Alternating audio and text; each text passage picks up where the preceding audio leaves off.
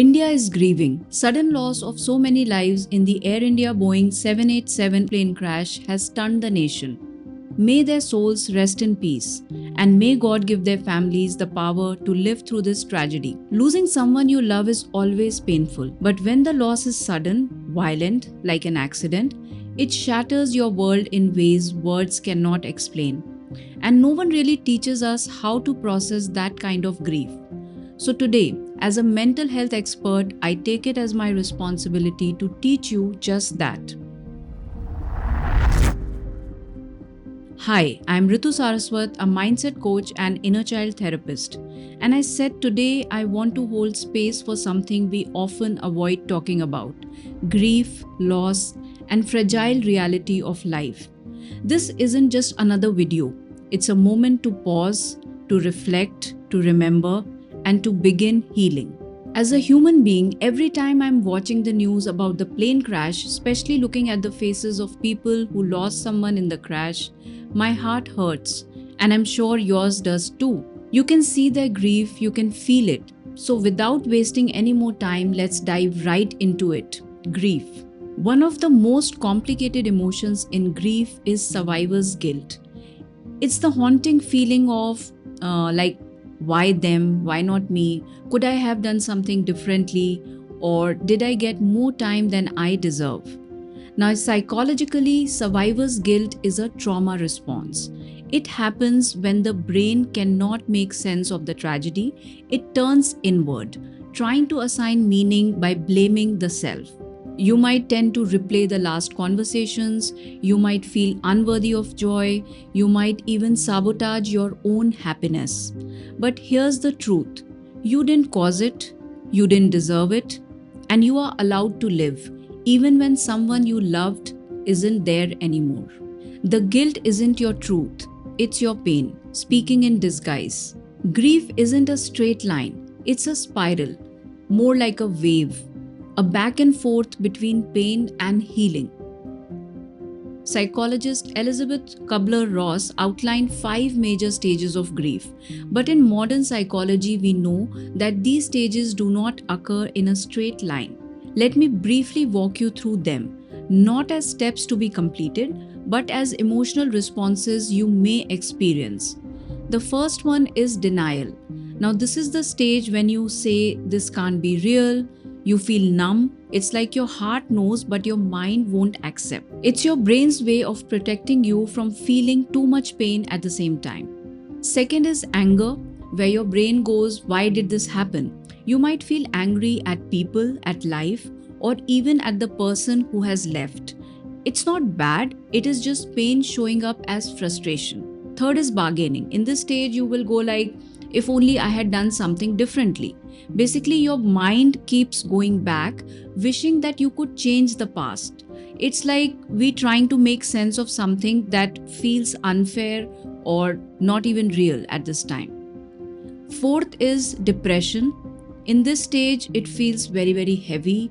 You might cry a lot or you feel nothing at all. This is when the truth really hits. You realize they are not coming back. The fifth is acceptance. Now, it does not mean that you are okay with the loss, but somewhere in this stage, you start to stop fighting it. You begin to find little ways to live with it. You carry the love forward. You may also experience something like disorganization, where you are confused how to move forward without this person.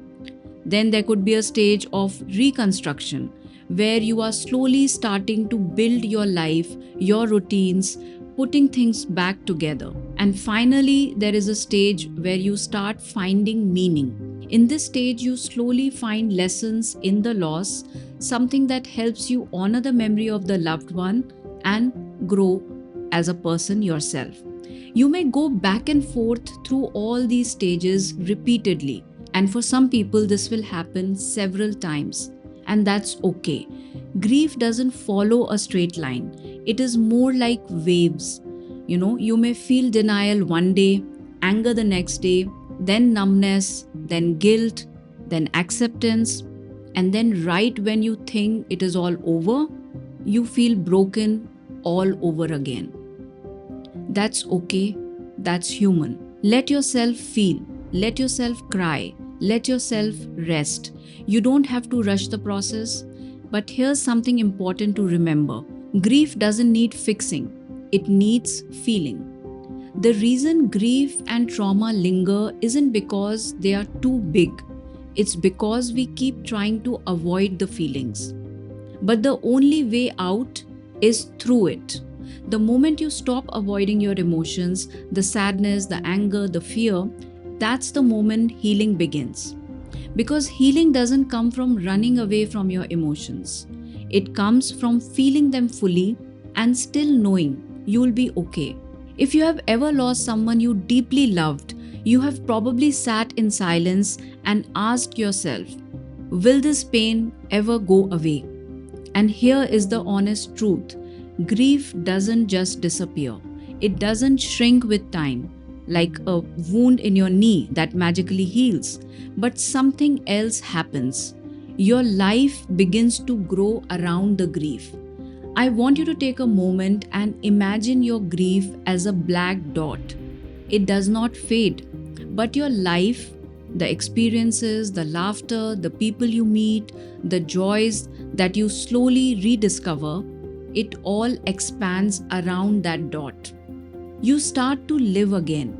You laugh when you least expect it. You find joy even on heavy days. You rediscover purpose, one breath at a time. The grief is still there, but it no longer takes up the whole room because you have grown. You have softened. You have learned to hold sorrow in one hand and beauty in the other. And that is a quiet miracle. If you are grieving, please know you are not alone. Grief is the price we pay for love, and your grief is proof that you loved deeply. So take your time, feel everything, let yourself grow around the pain, and one day, without even realizing it, you'll find light again. If this video spoke to your heart, share it with someone who might need it today. Once again, may God bless the souls of all the people who lost their lives in the plane crash. That's all for today. I'll see you next time.